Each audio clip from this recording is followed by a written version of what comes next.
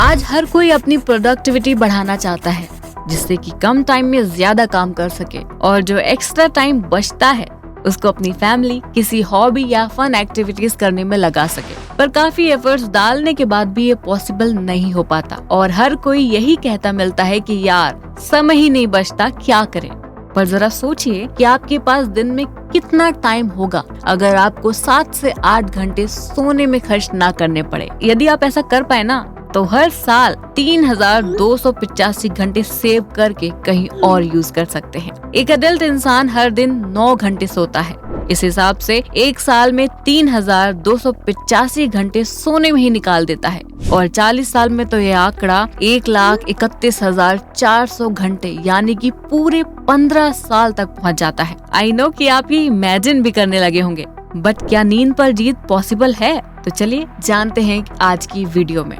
Hello दोस्तों, स्वागत करती हूँ आप सभी का फैक्ट स्पिन की एक और नई वीडियो में। हम अपने डे का 1/3 पार्ट नींद में बिताते हैं, इसीलिए हम इसे अनप्रोडक्टिव टाइम कहते हैं। बट एक्चुअल में जब हम नींद में होते हैं तब न सिर्फ हमारी एनर्जी सेव होती है, बल्कि साथ में हमारा ब्रेन नॉलेज को प्रोसेस करके उसे मेमोरी में स्टोर करता है। किसी भी तरह की इंजरी का हीलिंग प्रोसेस भी इसी टाइम में होता है। लाइफ के अलग अलग फेज में हमें कम या ज्यादा नींद की जरूरत रहती है। जैसे एक बेबी दिन के 17 घंटे सो सकता है, वहीं 12 साल से कम उम्र में हमें करीब 13 घंटे की नींद चाहिए होती है, जबकि एक एडल्ट के लिए करीब 8 से 9 घंटे की नींद सफिशिएंट मानी जाती है। अब अगर कोई 7 से 8 घंटे की नींद भी ना लेकर इसे कम्प्लीटली एलिमिनेट करने लगता है तो उसे थकावट, पागलपन, भ्रम जैसे कई फिजिकल और मेंटल चैलेंजेस तो फेस करने ही पड़ेंगे।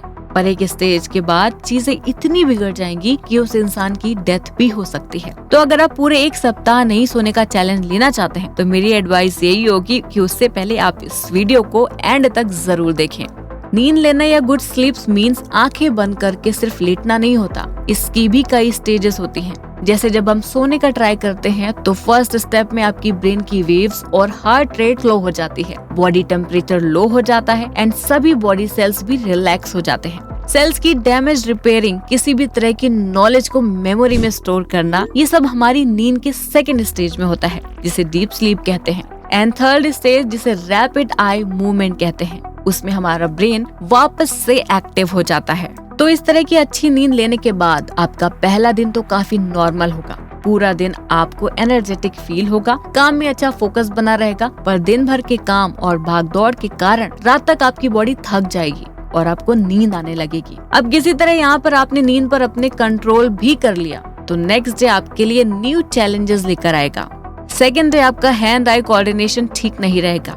इसके बावजूद भी अगर आप पूरे दिन जागते हैं तो बॉडी में अल्कोहल अमाउंट 0.1% हो जाएगा, जितना गवर्नमेंट भी अलाउड नहीं करती। अब जैसे जैसे टाइम बढ़ता जाएगा वैसे वैसे आपका hunger, mood and stress level सब चेंज होते जाएंगे और 36 घंटे बाद cortisol, insulin and human growth hormone का नेचुरल बैलेंस अपसेट हो जाएगा, जिससे यह प्रॉपरली काम करना बंद कर देंगे। अब आप काफी रिस्की डिसीजन लेने लगेंगे, साथ ही आप सही से बात भी नहीं कर पाएंगे।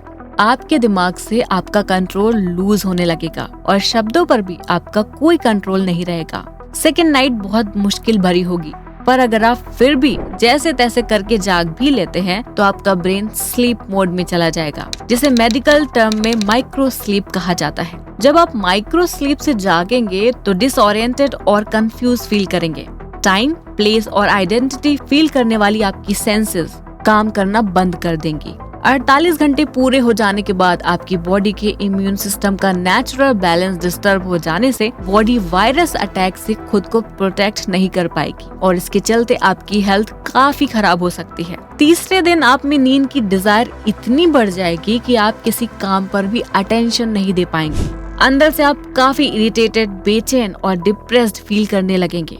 72 घंटे के बाद आपके सोचने और समझने की एबिलिटी और भी ज्यादा कम हो जाएगी। यहाँ तक कि दिमाग आपके कंट्रोल से इस हद तक बाहर हो जाएगा कि आपको हेल्यूसिनेशंस यानी भ्रम होने लगेंगे। जो आपके सामने नहीं है उसका इल्यूजन होगा। आप चीजों की पहचान बड़ी मुश्किल से कर पाएंगे। तो अभी सिर्फ 72 घंटे यानी 3 दिन ही कंप्लीट हुए हैं और 4 दिन अभी भी बाकी हैं। पर इतने में ही आपकी बॉडी ने ब्रेन, इम्यून सिस्टम और हार्मोनल सिस्टम से कंट्रोल लूज कर दिया। अगर फिर भी जैसे तैसे करके लकीली यदि आप 7 दिन बिना सोए कंप्लीट कर भी लेते हैं तो उसके बाद एक सुकून की नींद लेने का ट्राई करते हैं तो आश्चर्य की बात यह है कि आप सो नहीं पाएंगे। जी हाँ, कुछ ऐसा ही अमेरिकन फोटोग्राफर टायलर शील्ड्स के साथ भी हुआ था। उन्होंने 40 दिन ना सोने की कोशिश की। 41 दिन बाद जब वो सोने के लिए बिस्तर पर गए तो 8 घंटे तो सिर्फ नींद आने में लग गई, यानी वो चाहकर भी 8 घंटे तक सो नहीं पाए। तो इससे ये पता चलता है कि नींद की जरूरत सिर्फ कमजोर लोगों को नहीं है, बल्कि हर उस व्यक्ति को है जो जिंदा रहना चाहता है। दोस्तों, अगर आपको हमारी ये वीडियो अच्छी लगी हो तो लाइक, कमेंट और शेयर जरूर करें और सब्सक्राइब करना बिल्कुल भी ना भूलें। बेल आइकन को जरूर दबाएं ताकि हमारे आने वाली वीडियो की अपडेट आप तक सबसे पहले पहुंचे। Bye guys.